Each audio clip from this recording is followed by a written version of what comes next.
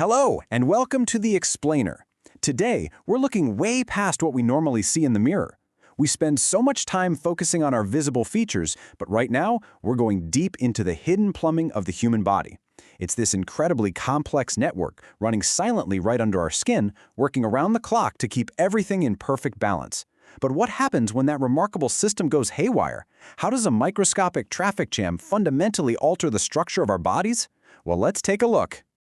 Okay, let's dive right into this. What exactly happens when your body's drainage fails? To really grasp this, think of your body like a bustling, incredibly complex city. Now, for a city to actually thrive, you can't just have supply lines bringing resources in, right? You absolutely must have a reliable drainage and waste system to clear the streets and prevent catastrophic flooding. In our bodies, our lymphatic channels act exactly like this essential drainage system. They're silently and continuously carrying away excess fluid and waste from our tissues. When they're working seamlessly, you literally never even notice them. But when this biological plumbing fails, the results are immediate, visible, and honestly, deeply disruptive to the entire ecosystem of your body. Section 1. The bottleneck. What is lymphedema? Well, lymphedema is simply the medical term for edema, which just means swelling, that's directly caused by the obstruction of these vital lymphatic channels. According to our source material, this disruption is frequently brought on by things like inflammation or cancer. Going back to our city analogy for just a second, imagine a massive roadblock or even a completely collapsed tunnel situated right on the city's main drainage route. The daily necessary flow of fluid doesn't just politely stop, it backs up. It completely floods the streets of our tissue. Because the fluid literally has nowhere else to go, it accumulates and pushes outward, causing that characteristic swelling. It's really just a mechanical failure of our internal plumbing, pure and simple. Moving on to Section 2. The blockers. Uncovering the triggers.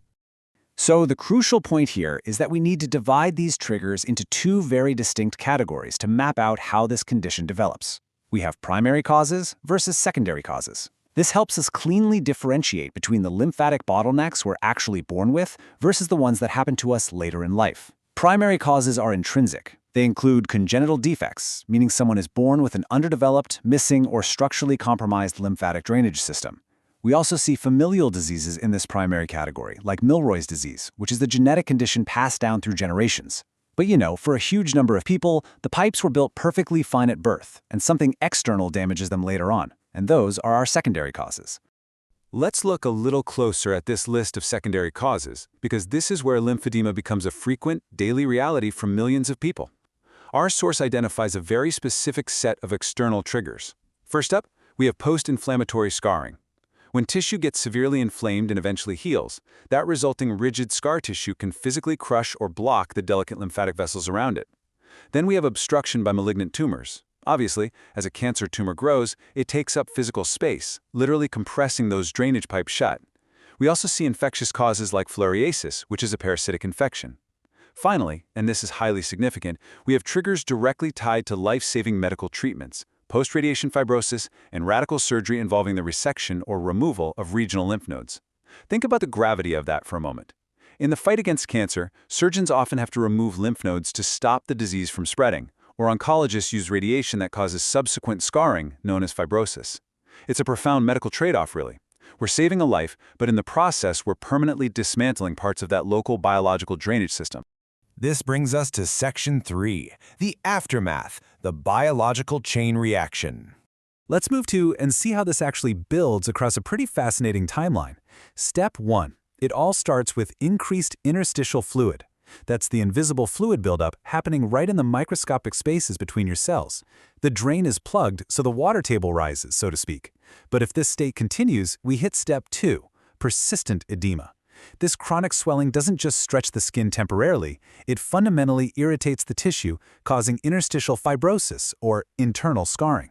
The source specifically notes this is especially prominent in the subcutaneous tissue, which is the layer right beneath your skin.